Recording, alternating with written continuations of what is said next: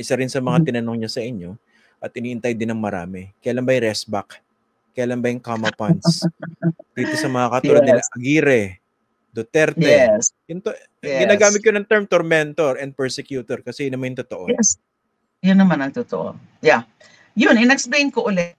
Kasi as I explained last time, nandyan na yung mga basic work, mga allegations, yung drafts. But nahihirapan pa kami sa mga supporting evidence. Kasi we cannot just be saying na na-persecute ako. We cannot just be saying manufacture yung mga evidence, kino-coerce yung mga witnesses na yan.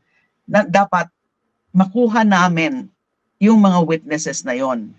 Nagtatry kaming i-access sila kasi wala sila ngayon sa New Bilibid Prison. Doon sila sa Mindoro, sa penal colony in Mindoro. In-isolate sila doon. So nahihirapan pa. Gusto namin kunin talaga yung mga affidavits niya. Pero meron din, for example, yung magiging dyan is the former Bucor OIC director, former NBI deputy director, si Rafael Ragos, yung nag-recant. And sa pag-recant niya, ninarrate niya na he was just coerced also by then Secretary Vitaliano Aguirre. Yun medyo patapos na. Alam ko patapos na yung preparations na ginagawa ng lawyers ko. Yeah. Kasi parang ang lumalabas dito, meron ba tayong pagkukulang pagdating po sa batas to hold accountable people like Duterte who obviously were making a lot of pronouncements against you. Binuo niya yung ganyang atmosphere, ginawa ko yung poster woman sa kanyang drug war, sinira reputasyon, dignidad. Hindi naman yata pwedeng wala-wala lang yun. Correct. And isa pa ngayon kasi may mga nakita ng mga basis ng action, the criminal action, meron din civil. Pero actually nakukulangan yung mga lawyers ko. Parang kulang ito sa tindi ng nagawa sa'yo. There must be a law na mas ma-address yung yung mga grievances mo na kung paano ka talaga pinersecute. Kaya lang meron tayong legal principle na a particular act can only be a crime if the law says that it is a crime.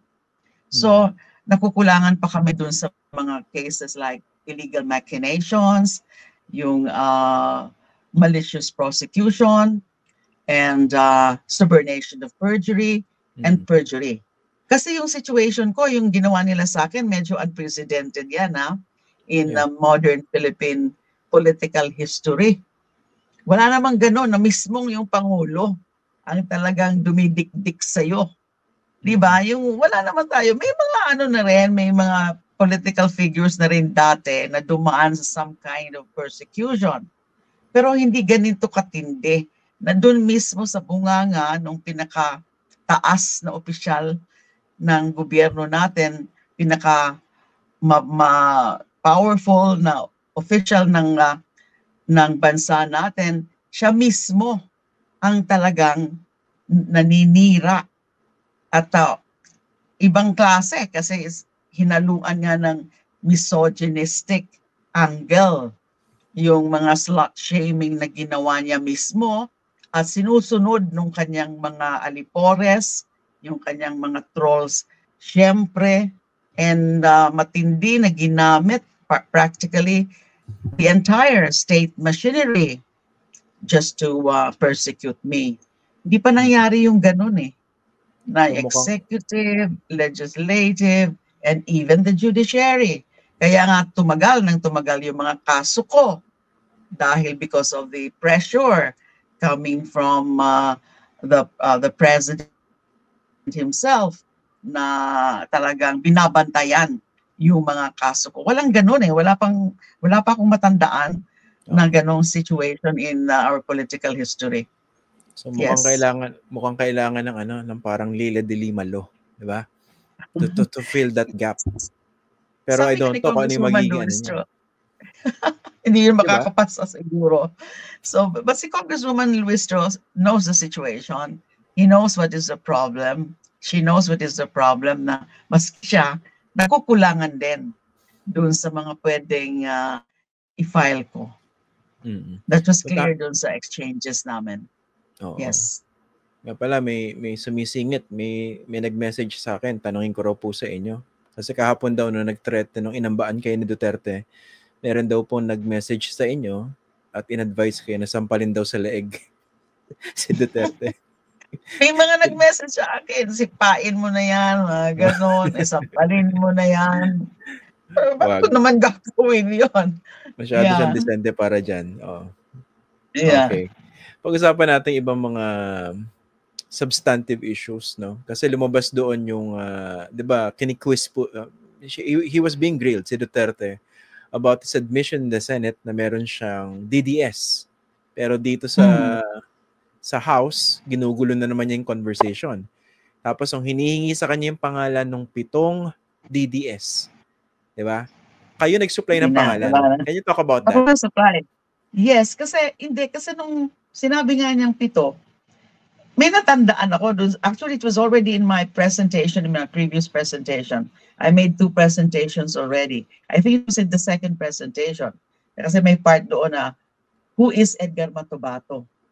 So that part, that one was part of it, na in-enumerate ni Edgar Matobato yung the other members of the so-called Lambada Boys, which is this civilian component of the DDS. So Matobato isa doon, and yung kasama niya 6.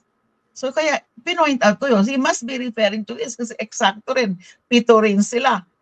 Pero siyempre hindi na niya in-confirm. Tsaka napansin mo, Christian, na meron na naman siya mga inconsistencies, mga flip-flopping na naman niya.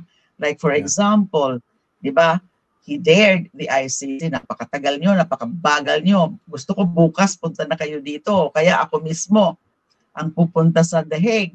Basta lang meron akong pamasahe. So he was daring ICC already na ikulong na siya and all that. Tapos later, question niya yung jurisdiction.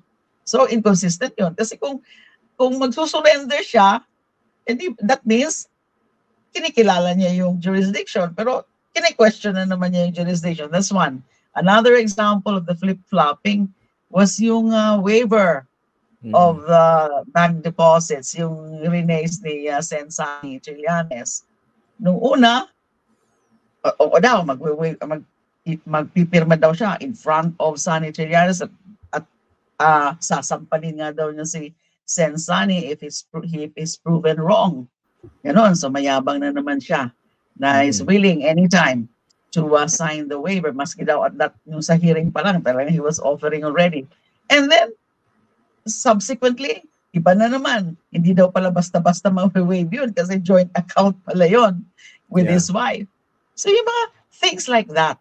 Pero alam mo, yung tungkol sa admission, napansin mo rin siguro yun, Christian, na nadagdagan yung mga admissions niya sa Senate. So meron na siya dati mga admissions doon.